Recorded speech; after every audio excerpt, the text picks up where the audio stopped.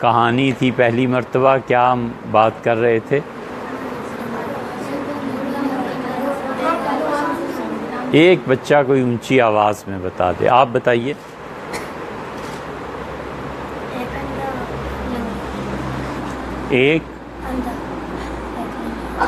ایک نابینا. اچھا، ایک نابینا اور ایک لنگڑا. لنگڑا نہیں، اس کے پاؤں معذور تھا. ہم اس کی بات آپ کو سنا رہے تھے. تو کہانی بچوں یہ تھی کہ دونوں کو بھوک لگی اور دو آپس میں ملے. تو جو پچھلی مرتبہ کہانی سنائی تھی اس کا ذرا سا خلاصہ یہ ہے کہ نابینا آدمی کی لاٹھی معذور آدمی کو لگی تو اس نے کہا اے بے نظر نہیں آتا، تو اس نے کہا نظر آتا ہوتا تو لاٹھی کیوں پکڑتا. اس نے کہا کدھر جا رہے ہو؟ تو اس نے کہا بھوک لگ رہی. اس کا بھوک تو مجھے بھی لگی. اب دونوں نے مل کے یہ سوچا کہ وہ آم کھائیں. جی دونوں نے مل کے سوچا کہ وہ آم کھائیں. اور آم بھی کون سا کھائیں؟ چونسا. یہ چونسا آم جو ہوتا ہے بیٹے یہ بڑا لذیذ ہوتا ہے. شاہ جہان بادشاہ جو تھے انہوں نے اس کی بڑی تعریف کی، اور فارسی میں اس آم کو کہتے ہیں ثمر بہشت، جنت کا پھل. مرزا غالب نے بھی بڑی تعریف کی. یہ مرزا غالب بھی بہت بڑے شاعر تھے. اور شاہ جہان بادشاہ نے تو اس ثمر بہشت کا پورا باغ لگوا دیا. تو ایک مرتبہ ثمر بہشت خود دیکھنے اور توڑنے کے لیے تشریف لے گئے، اور ان کے وزیر سعد اللہ بھی ان کے ساتھ تھے. سعد اللہ نے ان سے کہا کہ وہ جو ہم نے اپنا نمائندہ ایران میں سفارت کے لیے بھیجا ہے، ایران کے وزیر اعظم نے ملاقات میں اس سے کہا کہ ابو علی سینا، یہ ابو علی سینا بیٹے بڑا ماہر حکیم تھا. اس نے 2 کتابیں لکھی بہت ہی ٹاپ کی. ویسے بھی اس بہت ٹاپ کا لکھنے والا تھا. ایک اس نے کتاب لکھی شفا، اور ایک کتاب لکھی قانون. کتنی کتابیں لکھی؟ 2. اور 2 کا نام کیا تھا آپ بتائیے؟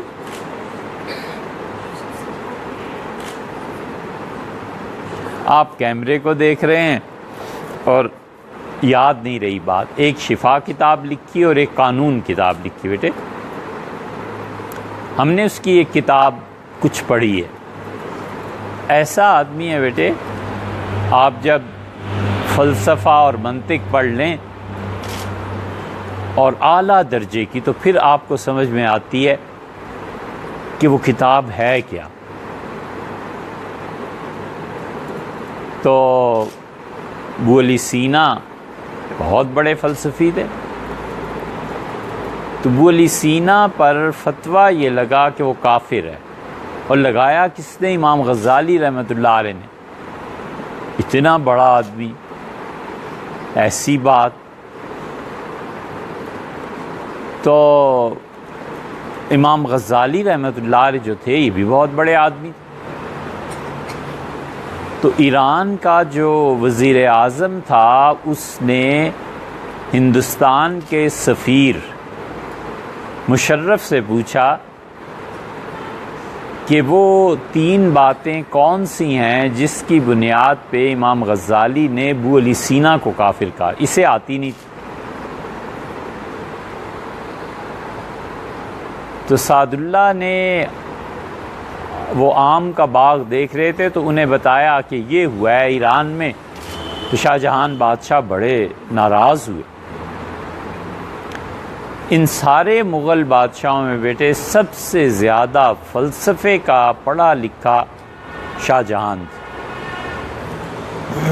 اسلام کی مہارت، دین کی مہارت اللہ نے جس مغل بادشاہ کو دی تھی وہ سلطان اورنگزیب عالمگیر رحمۃ اللہ علیہ،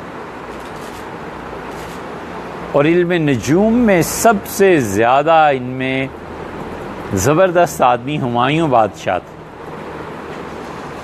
ہمایوں کا مقبرہ بھی دلی میں ہے، ہم دیکھنے گئے تھے ان کے مقبرے کو، اس کے بھی قصے ہیں۔ تو شاہ جہان بادشاہ نے ثمر بہشت دیکھتے ہوئے رکھ دیا اور کہا کہ ہمارا سفیر اور اس سوال کا جواب نہیں دے سکا، وزیر اعظم کا خط آیا ہے تو میں اس کا جواب لکھوں گا۔ تو جب ان کا غصہ دھیما پڑا تو وزیر اعظم سعد اللہ نے کہا کہ آپ اور وزیر اعظم کو جواب لکھیں، برابر کی سطح نہیں ہے۔ جواب میں ہمیشہ بیٹے برابر کی سطح دیکھتے ہیں۔ کوئی بھی آدمی جب سوال کرے نا تو سطح دیکھنی چاہیے کہ میرے برابر کا ہے یا نہیں۔ جو آدمی آپ سے تعلیم میں کم ہے، آپ سے سمجھ میں کم ہے، آپ سے سفر میں کم ہے، اس نے اتنے سفر نہیں کیے، تو ضروری نہیں ہے کہ آپ اسے جواب دیں۔ صحیح ہے؟ صحیح ہے نا؟ ہر جگہ نہیں الجھا کرتے، ہر جگہ جواب بھی نہیں دیا کرتے۔ بعض جگہ پہ جواب جس کو آپ دے رہے ہیں اس کی سمجھ سے بلند ہے، کیا ضرورت ہے؟ اس لیے سعد اللہ نے بڑی اچھی بات کی، انہوں نے کہا آپ بادشاہ ہیں، ایران کا بادشاہ جب آپ کو خط لکھے تو آپ جواب دیں، دونوں کی سطح برابر ہو جائے۔ ابھی وہ وزیر اعظم نے خط لکھا ہے تو ہم ایسے کرتے ہیں کہ جواب کسی اور سے لکھواتے ہیں، تو انتخاب ہوا۔ آپ میں سے کوئی بچہ سیالکوٹ کا ہے؟ نہیں؟ اچھا، سیالکوٹ میں ملا عبدالحکیم رہتے تھے، اس ٹاپ کے آدمی تھے بیٹے، اتنے پڑھے لکھے تھے کہ ان کے علم کی تعریف حضرت مجدد الفسانی سرہندی رحمۃ اللہ علیہ کے خانوادے نے کی ہے۔ یہ سارے نام آپ بار بار سنیں گے تو آپ کو یاد ہو جائیں گے، پھر جب آپ بڑے ہوں گے نا پھر آپ انہیں پڑھیں گے تو آپ کو پھر اندازہ ہوگا کہ یہ لوگ علم کے کس درجے پہ فائز تھے۔ تو خیر ملا عبدالحکیم سیالکوٹی نے نام لکھا، اس کا جواب لکھا، سعد اللہ لے کے جواب انہوں نے ایران بھجوایا۔ تو شاہ جہان بادشاہ ثمر بہشت دیکھنے گئے خود۔ تو وہ جو دونوں تھے انہوں نے طے کیا کہ ہم آم کھائیں گے، ایک نابینا اور ایک معذور، ٹانگیں نہیں تھیں۔ تو اس نے کہا کہ اے نابینے، یہ آموں کا جو باغ ہے نا یہ یہاں سے ذرا سے فاصلے پر ہے۔ اس نے کہا تو پھر کیا کریں؟ اس نے کہا میں کچھ کر نہیں سکتا، اس لیے کہ میں معذور ہوں اور پھل درخت پہ لگے ہوئے ہیں تو میں تو کھڑا نہیں ہو سکتا، کہاں یہ کہ درخت پہ چڑھوں اور پھر جا کے آم توڑوں اور پھر اسے دھو کے کھاؤں، میری تو ٹانگیں ہی نہیں ہیں۔ نابینا آدمی نے کہا کہ میں کیا کروں، مجھے تو نہ باغ کا پتہ ہے نہ کچھ نظر آتا ہے، تو باغ میرے لیے ہونا نہ ہونا دونوں برابر ہیں۔ اب بیٹھ کے سوچنے لگے کہ آم کھانے ہیں اور بھوک لگی ہوئی ہے اور ایک کا ہاتھ نہیں پہنچتا اور دوسرے کو راستہ نہیں پتا۔ اب بتاؤ انہوں نے کیا کیا؟ آم کھائے۔ آپ میں سے جس بچے کے ذہن میں یہ آتا ہے کہ انہوں نے کیا کیا ہوگا وہ اپنا ہاتھ کھڑا کرے، لیکن صحیح جواب دینا ہے۔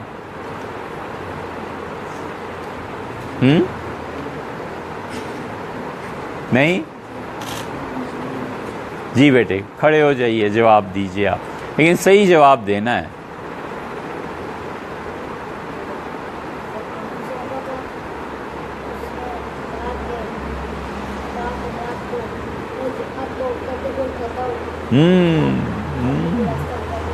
یہ جواب آپ کو کس نے بتایا ہے؟ یہ کہانی سنی ہے آپ نے؟ پہلے سنی ہے؟ ہاں، اس لیے بیٹھیے۔ دونوں بڑی دیر سوچتے رہے، آخر نابینا نے اس معذور سے کہا کہ میرے کندھوں پہ بیٹھ جا اور مجھے راستہ بتا، میں چلتا جاؤں گا اور آم کے باغ میں چلے جائیں گے اور تم باغ میں جا کر آم کو توڑ لینا اور میں آہستہ آہستہ چلتا جاؤں گا درختوں کے نیچے اور تم پھینکتے جانا، پھر سارے آم اکٹھے کر کے ہم کھا لیں گے۔ بڑا خوش ہوا معذور اور اس نے اپنے کندھوں پہ بٹھا لی، کندھوں پہ بٹھا کے چل پڑا۔ معذور کو کندھوں پہ نابینا نے بٹھا لیا، نابینا آدمی چل پڑا اور ادھر ادھر چلتے چلتے باغ میں پہنچے، اور باغ میں نابینا چلتا جاتا تھا اور معذور اس کے کندھوں پہ اور آم توڑ توڑ کے وہ پھینکتا جاتا تھا زمین۔ حل نکل آیا نا؟ دنیا میں بیٹے کوئی مسئلہ ایسا نہیں بچوں جس کا حل نہ نکل سکے، کوئی مسئلہ ایسا نہیں جس کا حل نہ نکل سکے۔ دو چیزوں کا حل نہیں ہے، دو چیزیں جو ہوتی ہیں نا، اس کا حل نہیں ہوتا بیٹے۔ اس کا حل یہی ہوتا ہے کہ آدمی پھر سمجھداری سے کام لے۔ دو چیزیں ایسی ہیں جس کا کوئی حل نہیں۔ ایک تو بیٹے مغرور آدمی جب کسی بات پہ اکڑ جائے نا، انا، اس کا کوئی حل نہیں۔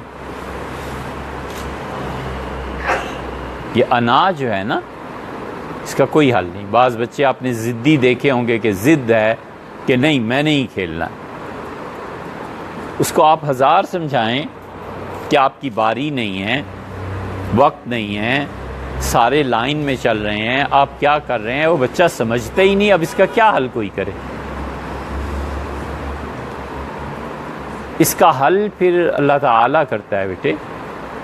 جو لوگ ظلم کرتے ہیں نا، جو بچے ظلم میں آ جائیں، ضد میں آ جائیں، پھر ان کو سزا خدا کی طرف سے ملتی ہے۔ وہ ترقی کی جو لائن ہوتی ہے نا، اس سے نکل جاتے۔ اسے کبھی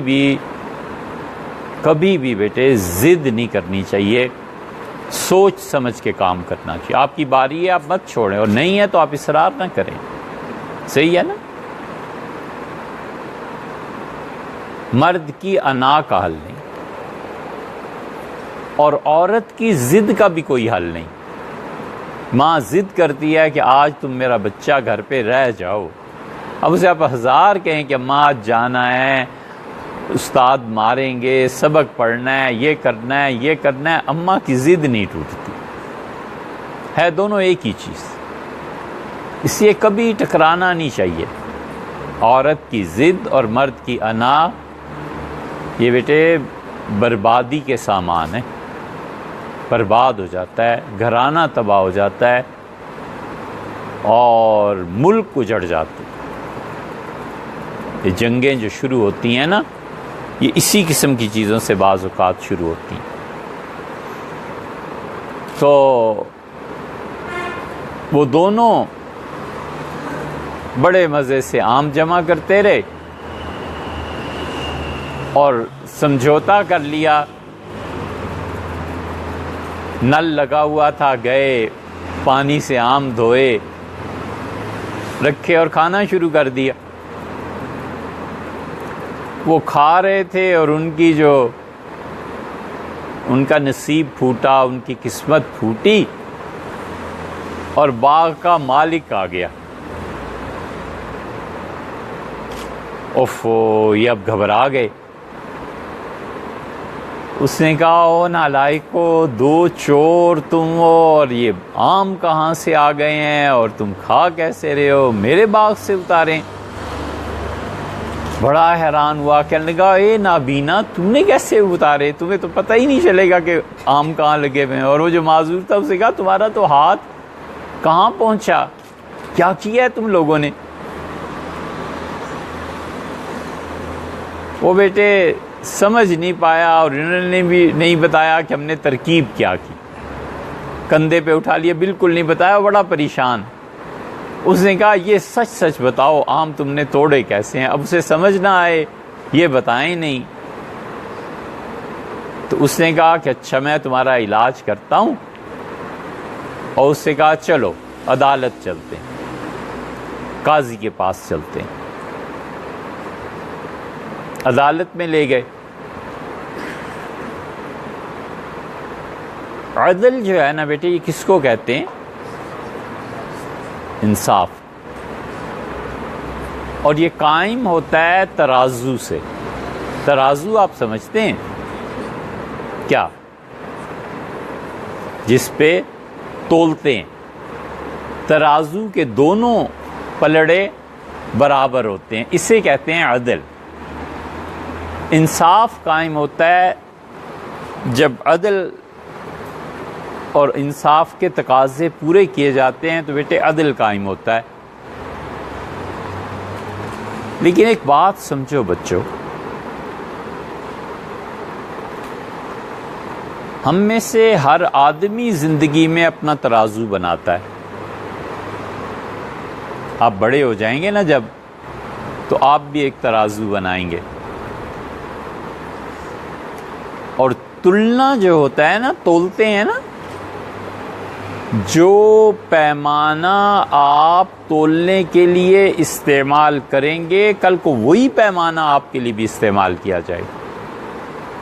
یہ ہمیشہ یاد رکھو۔ آپ کہتے ہیں کہ میں دوست بناؤں گا اس بچے کو جو بہت پڑھتا ہو، لکھتا ہو، یہ کرتا ہو، نماز پڑھتا ہو۔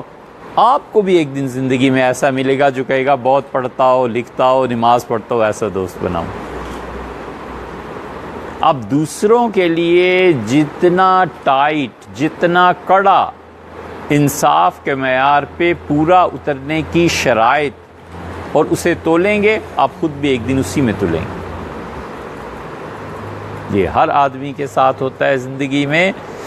جس معیار پہ ہم بچوں دوسروں کو دیکھنا چاہتے ہیں نا، وہ معیار ہمیں بھی قائم کرنا ہے، ہم بھی اس پہ تلیں گے۔ آپ چاہتے ہیں میرا دوست ایسا ہو جس کے ناخن نہ بڑے ہوں، ٹھیک ہے؟ ایک دن کوئی آپ سے بھی کہے گا کہ میں تمہیں دوست بناؤں گا، تمہارے ناخن بھی نہ بڑے ہوں۔ اب آپ کہیں میرے ناخن تو اتنے بڑھ جائیں اور دوست میرا اس کے ناخن نہ بڑے ہوں، تو یہ تو غلط بات ہے نا، آپ نے انصاف نہیں نہ کیا۔ جو ترازو جس میں آپ دوسروں کو تولتے ہیں، ایک دن آپ خود بھی تلیں گے۔ آپ تولتے ہیں، کہتے ہیں لو کیسا استاد ہے، اسے تو قرآن ہی یاد نہیں ہے۔ اچھا، آپ کے استاد کو قرآن یاد نہیں، بیٹے 2-4 سال بعد آپ کے متعلق بھی یہی جملہ پھر آئے گا، کہیں گے کیسا بچہ ہے، اسے تو قرآن یاد نہیں۔ اس لیے ہمیشہ یہ یاد رکھنا، جس ترازو کو آپ دوسروں کے لیے استعمال کرتے ہیں وہ آپ کے لیے بھی استعمال ہوتا ہے۔ ایسے ہی ہے نا؟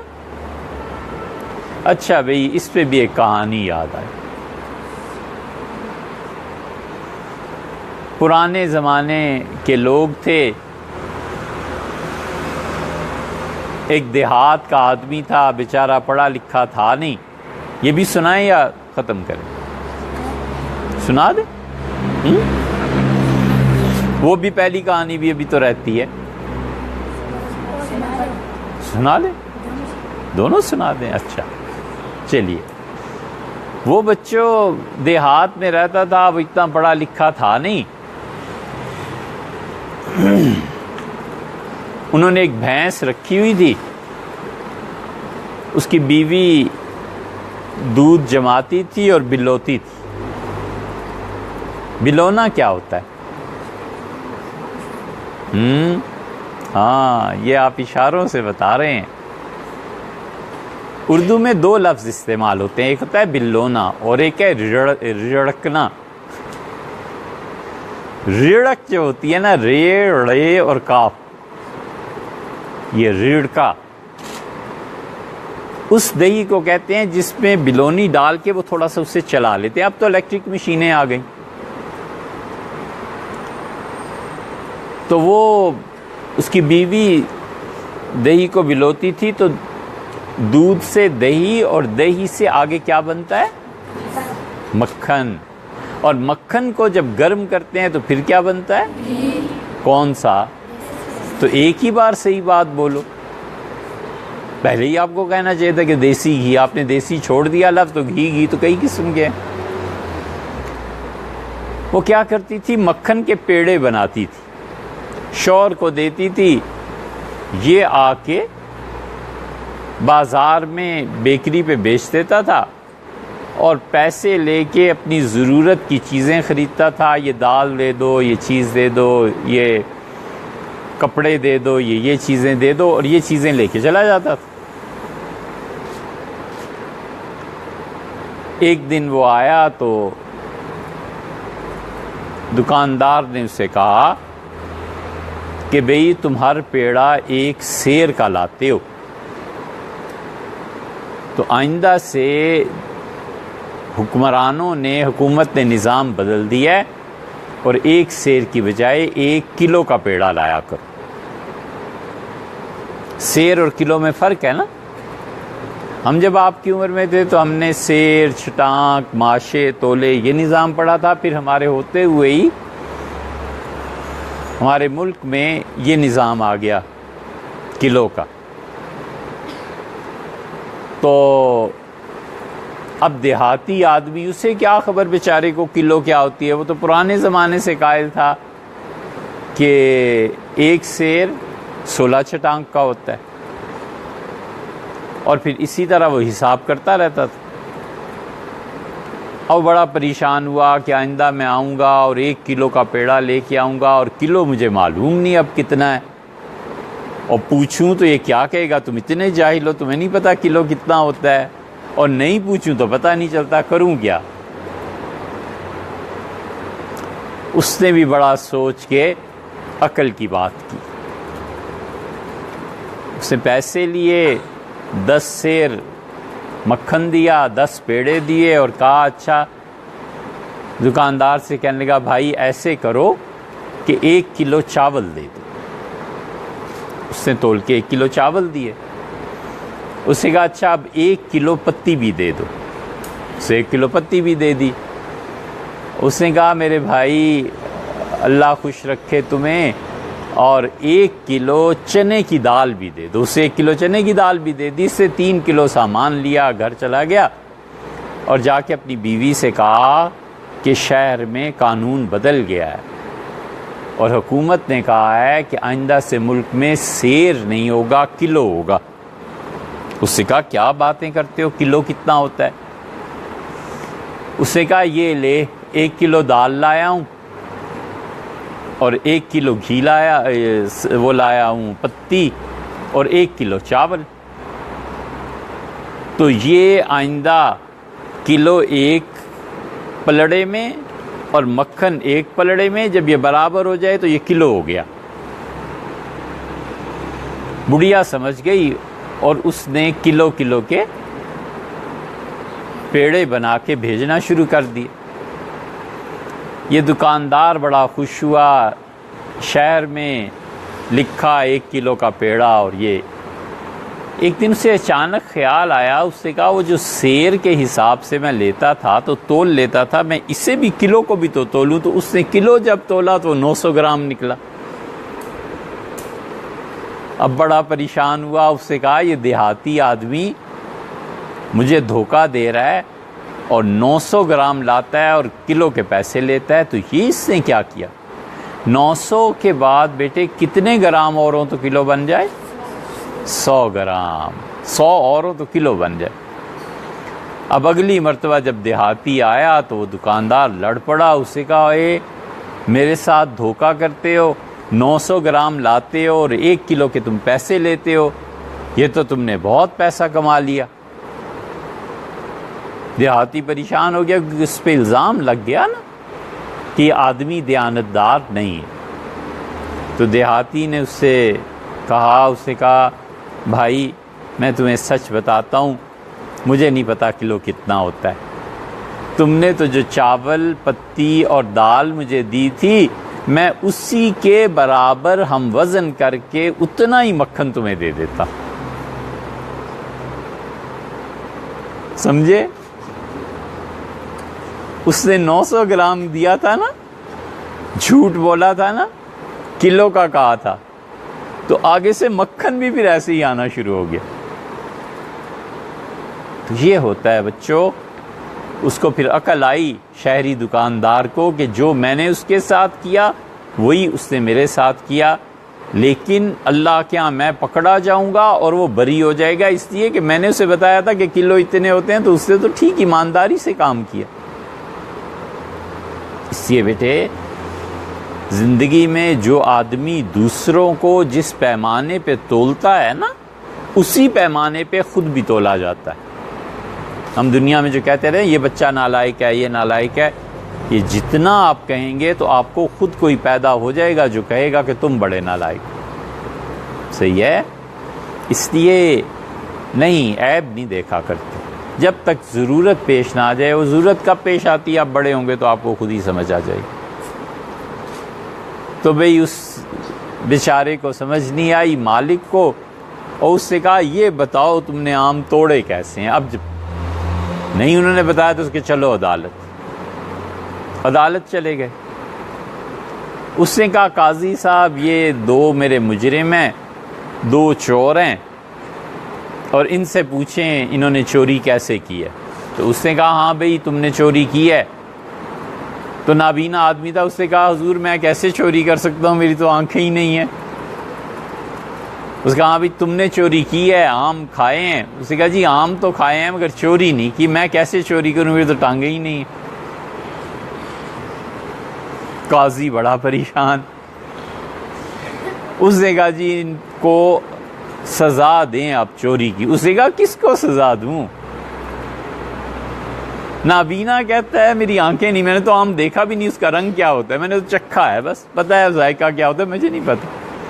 اور اس سے پوچھتا ہوں تو وہ کہتا ہے میری ٹانگیں ہی نہیں ہیں، میں نے کیسے چوری کر لینی تھی اور آم تک میرا ہاتھ کیسے پہنچنا تھا۔ قاضی بڑا پریشان ہوا اور قاضی نے کہا مالک سے کہ تم بتاؤ اب کس پہ حد جاری کریں۔ اس نے کہا جی ان سے پوچھیں انہوں نے میرے باغ میں آموں کو توڑا کیسے ہے۔ قاضی پریشان۔ اب بچوں چوری سانجی تھی، سانجی کا مطلب مشترک، کامن۔ سانج کس کو کہتے ہیں؟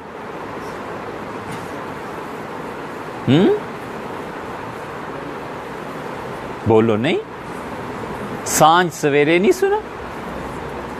سانج سویرے، سانج کو سانج اس لیے کہتے ہیں بیٹے کہ اس میں 2 وقت آپس میں ملتے ہیں۔ سانج شام کو بھی کہتے ہیں کیونکہ اس وقت ساتھ ہوتے ہیں، ادھر سورج ڈوب رہا ہوتا ہے، روشنی کم ہو رہی ہوتی ہے، اور ادھر سے تاریکی زیادہ ہو رہی ہوتی ہے، اور صبح میں تاریکی ختم ہو رہی ہوتی ہے اور سورج چڑھ رہا ہوتا ہے۔ اس کو کہتے ہیں سانج، سانج سویرے۔ سانج شام کے لیے بھی بولا جاتا، سانجھے مشترک، کامن۔ قاضی بڑا پریشان، اسے کہا کیا کروں، اس پہ حد جاری کرتا ہوں تو اس کی آنکھیں نہیں، اور اس پہ کروں تو اس کی ٹانگیں نہیں ہیں، چوری کس نے کی؟ قاضی صاحب پریشان، اور عدالت کا وقت ختم ہوا اور کہانی کا بھی۔ اب قاضی صاحب نے فیصلہ کیا کیا یہ آپ سوچئے گا، ہم نے تو سوچنا کیا، ہم آپ کو بتائیں گے، لیکن سوچ کے آنا آئندہ کہ قاضی نے فیصلہ کیا ہو، ٹھیک ہے؟